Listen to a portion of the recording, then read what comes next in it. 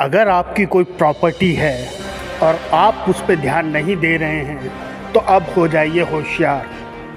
Delhi police आर्थिक अपराध शाखा ने एक ऐसे ही चालबाज सातिर को पकड़ा है जो इस तरीके की खाली प्रॉपर्टी को फर्जी रजिस्ट्री करा करके उनसे बैंकों पर लोन लेता था। कल एक शातिर सरगना जो कि एक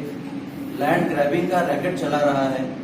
उसको अरेस्ट किया है, जिसका नाम है विजय कुमार गुप्ता। ईओडब्ल्यू ने एक केस दर्ज किया था जिसमें कंप्लेनेंट मिस्टर राम निवास गुप्ता ने कंप्लेंट की थी कि उनकी डॉटर जो कि मुंबई में रहती हैं उनके नाम पे एक प्रॉपर्टी रोहिणी में थी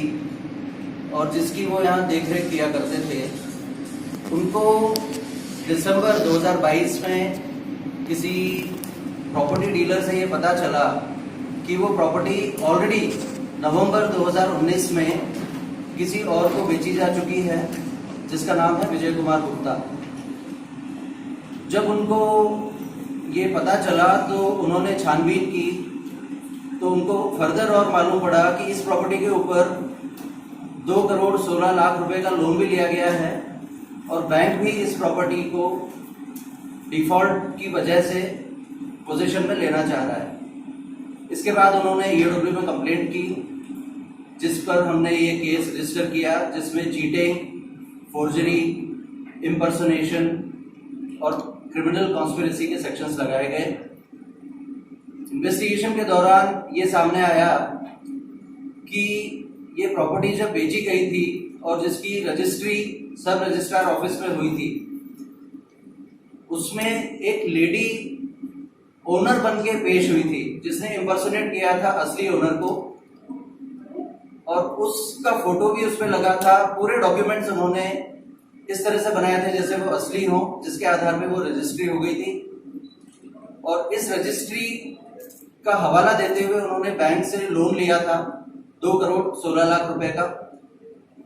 और जब उन्होंने लोन में डिफॉल्ट किया तो बैंक ने भी कंप्लेंट की और बैंक ने ये प्रॉपर्टी पोजेस करने के लिए सरफेसी एक्ट में कार्रवाई शुरू की। जो खाली पड़ी प्रॉपर्टी पर अपनी कुदृष्टि रखता था और उन प्रॉपर्टीज के फर्जी दस्तावेज तैयार कराकर उन फर्जी दस्तावेजों के सहारे बैंक से मोटे मोटे लोन लेता था।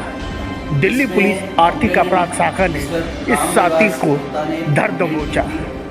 दिल्ली पुलिस मुख्यालय में हुए प्रेस कॉन्फ्रेंस में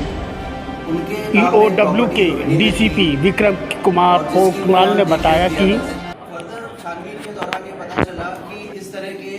3 केसेस में और भी इन्वॉल्व हैं विजय कुमार गुप्ता और उनके ये साथी जो ये रैकेट चलाते हैं। इसमें एक केस शाहबाद डेयरी में दर्ज हुआ था जिसमें इन्होंने सेम मोडस ऑपरेंडी के थ्रू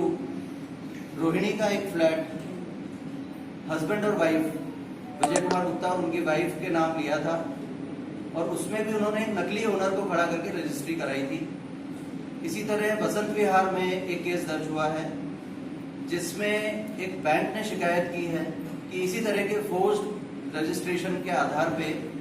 88,50,000 रुपए का लोन इन्हें लिया है जो उन्होंने पे नहीं दिया है। एक और केस पंजाबी बाग में भी हुआ है जिसमें ये सेम प्रॉपर्टी जो हमारे इस केस में शामिल है, इसको बेचने के लिए इन्होंने 5 करोड़ 10 लाख रुपए का